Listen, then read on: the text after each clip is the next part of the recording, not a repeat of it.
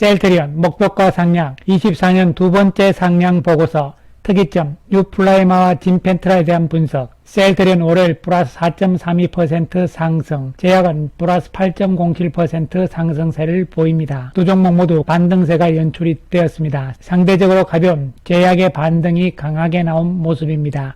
하지만 외국인들은 셀트리온 235억의 매도 반면에 기관들이 307억의 매수 우위를 보입니다. 제약 역시 외국인들은 매도입니다. 36억의 매도를 보였고 기관들은 68억의 매수 우위를 보입니다. 그래서 수급적으로는 오늘 셀트리온과 제약은 외국인들은 매도를 하고 이를 기관 투자가들이 받아주는 그러면서 주가를 끌어올리는 모습이 연출이 된 것이죠. 시장은 여전히 불안한 가운데서 그나마 셀트리온의 반등세가 강하게 나왔는데요. 오늘 셀트리온에 대한 목표가 상향 보고서가 나왔습니다. 오늘 이 시간에는 이에 대해서 구체적으로 알아보고 유플라이마와 진펜트라에 대한 새로운 전망들이 있는데요. 이러한 부분들도 함께 살펴보기로 하겠습니다. 올해 들어서 합병 이후에 1월에 나온 두 번째 보고서가 되는데요. 지난번에 나온 한국투자증권의 보고서에서도 목표 가격을 25만원으로 상향을 했고요. 두 번째 보고서인 DS투자증권에서의 보고서에서도 목표 가격을 23만원으로 상향을 했습니다. 제목은 세컨드 웨이브 직접 수혜주 상반기 말금. 자, 그럼 내용들을 살펴보기로 하겠습니다. 목표 주가를 23만원으로 상향을 했는데요. 올해는 시밀러 쪽에 세컨드 웨이브가 진행이 되고 그 이야기는 뭐냐면 그동안의 제품 수에서 올해부터는 제품 수가 늘어나면서 1세대가 지나고 2세대로 본격적으로 접어든다 이런 이야기가 되겠습니다. 총 6종의 시밀러를 추가 출시할 것으로 예상된다 이렇게 이야기를 했고요. 셀트리온의 가치를 약 50조 원의 기업 가치로 예상을 한다고 이야기를 하면서 이에 따라서 목표 가격도 23만원으로 올린 것이죠. 즉 50조 원의 기업 가치이기 때문에 요거 나누기 상장 주식 수를 하면은 23만원이 나오는 것이죠. 좀 더 구체적으로 들어가 보면요. 휴미라 바이오 시밀러인 셀트리온의 유플라이마에 대해서 이야기를 했고요. 그리고 진펜트라에 대한 이야기들도 있는데 먼저 유플라이마에 대해서 살펴보기로 하겠습니다. 작년까지만 해도 휴미라의 경관 방어로 인해 가지고 바이오 시밀러 쪽이 들어가기 힘들었죠. 작년에 출시가 된 것이고 1년이 지났는데요. 이제부터 본격적으로 경쟁이 나올 것으로 보이는데 특히 4월부터 코다비스의 PBM에서 제외가 됩니다. 즉 등재에서 탈락된다는 이야기가 되는 것이죠. 이것을 시작으로 해서 휴미라 시장의 균열이 본격적으로 시작될 것이다 이런 전망이 되는 것이죠. 올해부터는 바이오시밀러 쪽에 침투를 당할 것이라는 이야기가 되는 것이죠. PBM 등재에서 제외되면서 그러한 현상들이 나오는데 4월부터 시작될 것이다 이런 이야기가 되는 것이죠.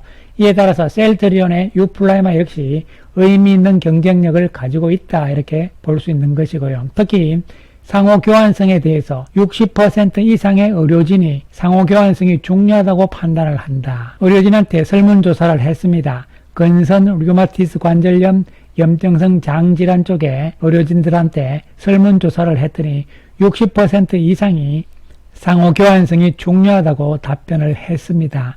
그래서 데이터를 보시면요. 상호 교환성을 보유하고 있는 휴미라 바이오시밀러, 즉 이것을 처방하는 의사가 60% 이상 찬성이다 이런 이야기가 되는 것이죠. 그래서 60% 이상의 의사들이 상호 교환성이 중요한 부분이고 셀트리온의 유플라이마는 작년 말에 신청을 해놓은 상태고 올 하반기가 되면은 FDA 상호 교환성 승인이 나올 가능성이다 이런 전망을 하고 있습니다. 그래서 유플라이마는 고농도이고 또한 세 가지 용량에 따라서 제품이 세 가지입니다. 20mg, 40mg, 80mg 세 종류가 있고 이렇게 세 종류가 있는 것은 바이오 시밀러 쪽에서는 유일하다 이렇게 볼 수가 있는 것이죠. 그리고 하반기에 상호 교환성까지 승인이 나게 된다면 경쟁력은 더욱더 높아지면서 기대를 할 수 있다 이런 이야기가 되는 것이죠. 그래서 어쨌든 유플라이마의 처방 수량이 아직은 제대로 나오지 않고 있는 상황이긴 합니다만요.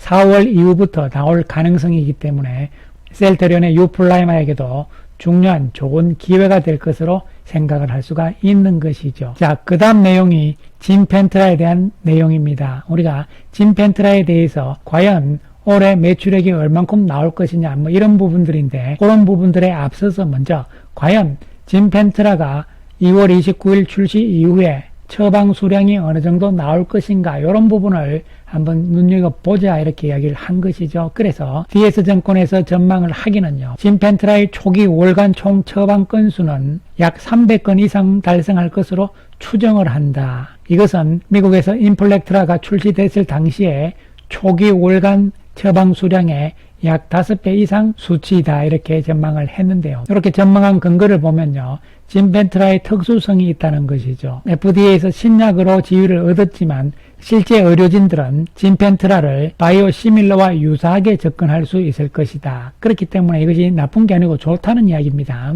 인플렉트라가 이미 보유하고 있는 시장에서 진펜트라가 보다 효과적으로 시장에 침수할 수 있다는, 그리고 효능 측면에서 진펜트라가 인플렉트라보다 좋다는 것이 이미 입증이 됐거든요. 이에 따라서 기존의 인플렉트라 시장을 진펜트라가 효과적으로 침투를 할 수 있다 이런 이야기가 되는 것이죠. 그 다음에 두 번째로 진펜트라와 관련해서 화이자와의 관계, 계약 관계를 이야기를 했습니다. 현재 셀트리온의 램시마, 미국 이름이 인플렉트라잖아요. 이것을 미국에서 판매를 하고 있는데 화이자하고 간접 판매를 했습니다. 자, 여기서 한 가지 생각을 하셔야 되는 것은요. 셀트리온이 미국에서도 전부 직판이다 이렇게 생각을 하시는데요. 아니죠. 왜냐하면 화이자하고 인플렉트라 판매는요. 간접 판매를 계속 유지를 합니다. 계속 유지를 하면서 직판은 합니다. 하면서 같이 병행을 한다 이렇게 생각을 하시면 되겠습니다. 또한 미국에 미리 들어가 있던 트록시마라든가 흐주마 역시 마찬가지입니다. 여러분. 간접 판매와 직접 판매를 같이 병용한다 이렇게 생각을 하시면 되겠습니다. 그래서 현재 미국에서 램시마 즉 인플렉트라가 미국 시장의 30%를 차지를 하고 있고 월간 평균적으로 3,500건 이상의 처방 수량을 차지를 하고 있습니다. 그래서 요 3,500건 이상의 처방 수량이 나오는 인플렉트라의 환자들을 진펜트라로 유도를 해야 되는데 그러기 위해서는 화이자와 원만한 합의가 되면 더욱더 좋다 이런 이야기죠. 따라서 화이자와 합의에 성공할 경우에 인플렉트라를 효과적으로 진펜트라로 전환할 수 있다. 합의가 되느냐 마느냐는 유럽의 예를 봤을 때는 합의될 가능성이 있다는 것이죠. 왜냐하면 유럽에서 램시마 SC가 나와가지고 기존의 램시마의 성장세가 멈춘 것이 아니고 오히려 램시마 SC와 램시마가 같이 동반해서 성장을 했다는 결과가 나왔단 말이죠. 그렇기 때문에 미국에서도 마찬가지로 기존의 인플렉트라와 진펜트라가 동반 성장할 가능성이 있기 때문에 화이자 쪽에서 합의를 해준다면 훨씬 진펜트라의 침투가 쉽다 이런 이야기가 될 수가 있는 것이죠. 아마도 이 부분은 회사 측에서 이야기를 해야 될 부분이긴 한데요. 어떻게 진행이 되고 있는지는 우리 입장에서는 아직까지는 알 수가 없는 것이죠. 어쨌든 간에 그래서 DS투자증권에서 전망을 한 것은요. 현재 인플렉트라가 월간 처방 수량이 3,500에서 4,000건이기 때문에 램시마 SC가 처음 유럽에서 들어갔을 때 초기 침투율이 7.2%였습니다. 그런데 유럽보다는 미국이 시장이 크기 때문에 또한 여러가지 긍정적인 요인들이 있기 때문에 플러스를 좀 줘서 할증을 50% 줘서 유럽의 침투율 7.2%보다 높은 미국의 초기 침투율을 10.9%로 적용을 하게 된다면 초기에 미국 시장에서 진펜트라가 월간 처방 수량이 437건 나올 수 있다 이런 이야기가 계산상으로 나온 것이죠. 그래서 이 437건이라는 이 수치는 좋은 것이다 이렇게 평가를 하고 있습니다. 그래서 복잡하게 이야기를 했는데요. 복잡하게 생각하실 거 없고 미국에서 처음에 인플렉트라가 들어갔을 때 초기에 1년 동안 월 처방 수량이 60건을 넘지를 못했는데 여기서 초기가 왜 중요하냐면 바로 2024년 올해를 이야기를 하기 때문에 그런 것이죠. 그래서 올해 1년 동안의 처방 건수가 약 월 300건 이상으로 전망을 하고 있는데 이것은 인플렉트라가 처음에 미국 시장에 들어갔을 때보다는 5배 정도 높은 숫자이지만 그 다음에 유럽의 케이스를 감안을 했을 때는 최초 1년간 처방 수량이 월 단위로 약 437건이 가능하다 이런 이야기가 되는 것이죠. 이러한 정도의 처분 건수가 나온다면 성공이다 이런 평가를 DS증권에서는 하고 있는데, 물론 이렇게 되면 금액은 얼마냐, 이 부분은요 진펜트라의 가격을 얼마로 책정하느냐, 그리고 유통 과정에서 여러 가지 부분들이 있기 때문에 정확하게 추측하기는 힘든 것이기 때문에 DS투자증권에서도 그 부분은 이야기를 하지 않은 상황입니다. 사실 나머지는 셀트리온의 영업력에 달려있다고 생각을 하면 되는 것이죠. 따라서 진펜트라가 상당히 중요한 것은 우리가 다 아는 부분이 되는 것인데요. 어쨌든 DS투자증권에서 새로운 개념으로 전망을 해놓은 것인데요. 긍정적이다 이렇게 볼 수가 있는 것이죠. 그래서 회사 측에서 제시한 진펜트라의 미국에서의 올해 6천억의 예상 매출액 과연 어느 정도 접근할 수 있느냐, 이 여부는요 2월 29일 날 출시를 해서 최소한 3개월 정도는 지나봐야 아는 것이죠. 하반기는 돼야만 눈에 들어올 수가 있는 것이다 이렇게 생각을 할 수가 있는 것이고, 그전에는 당장 출시 이전에 PBM 등재 여부가 어떻게 되느냐가 가장 급한 소식이라고 볼 수가 있는 것이고, 이러한 소식이 나와준다면 주가의 영향력도 클 것으로 볼 수가 있는 것이죠. 그 다음에 유플라이마도 작년과는 달리 휴미라 바이오시밀러 시장 전체가 지각 변동이 있기 때문에 그 덕을 볼 수 있다는 측면으로 접근이 될 수가 있는 것이죠. 따라서 유플라이마 역시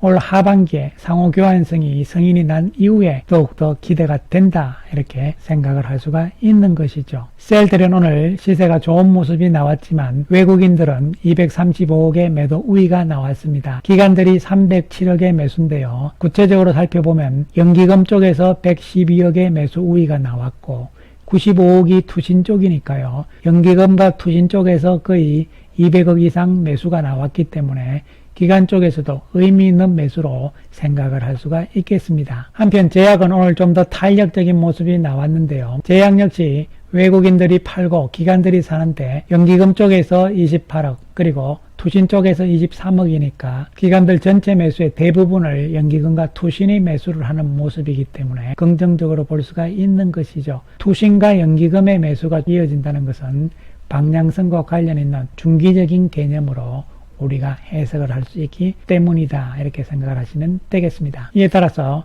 1월 들어서 보고서가 2개가 나왔는데요. 한국투자증권에서는 목표 가격을 25만원, 오늘 나온 DS투자증권에서는 23만원이니까 현재 1월 달의 컨센서스는 24만원이 되는 것이죠. 어쨌든 1월 달에 시작하자마자 강한 모습이 나왔지만 계속적인 하락세, 그리고 월말로 가면서 예상을 했듯이 연봉의 몸통이 작아지는 상황, 즉 반등세가 나온다는 이야기죠. 그러면서 월봉상 음봉의 모습이더라도 1월달에는 몸통의 크기가 작은 음봉으로 마무리된다면 양호한 조정이란 말씀을 드린 바가 있습니다. 그런 관점으로 단기적인 측면으로 보시면 되고요.